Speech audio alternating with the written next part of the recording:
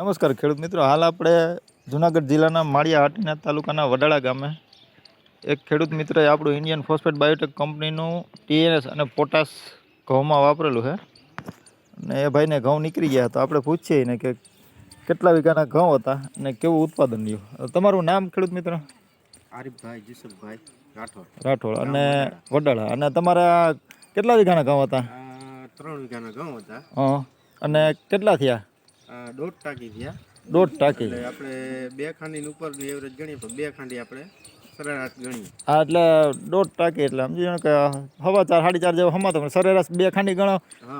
આશરો 2 ખાંડી તો ફાઇનલ છે. હા, 2 ખાંડી ફાઇનલ. હા, તો આ વર્ષે ઘઉં 2 ખાંડી ઉતર્યા એટલે બહુ સારું જ કહેવાય. તમને ખાતરનું રિઝલ્ટ કેવું લાગ્યું ઓર્ગેનિક બીજનું? બહુ ઉત્તમ આ રિઝલ્ટ આવ્યું. હું વર્ષ વાવતો બીજું ખાતર ત્યારે 1.5 ખાંડીની એવરેજ આવતી અને હવારા ખાતર વાવ્યા પછી 2 ખાંડીની એવરેજ આવતી. દર વર્ષે તમે રાસાયણિક ખાતર ડીએપી જે વાવતા એમાં 1.5 ખાંડી થતા અને આ વર્ષે આ નબળું વર્ષે ઘઉંમાં તોય તમારે 2 ખાંડી થયા. 2 ખાંડી.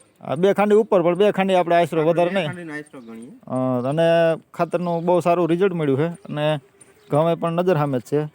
અને આ ખાતર પાછું આપણે ઉનાળુ પિત્તમાં મગ, અડદ, બાજરો, તલ ગમે એમાં હાલે જ છે એટલે એ તો પ્રશ્ન થાય. અને ઘણા ખેડૂતનું કહેવાનું એમ છે કે ઘઉંમાં જે ખાતર હોય હાલે ને એ ક્યાંય અટકે નહીં. બાકી ઘઉંમાં ઘણા એમ કે ભાઈ ડીએપી સિવાય ન થાય પણ એ માન્યતા તો ખોટી જ છે. આપને આ ખાતરનું રિઝલ્ટ મળ્યું.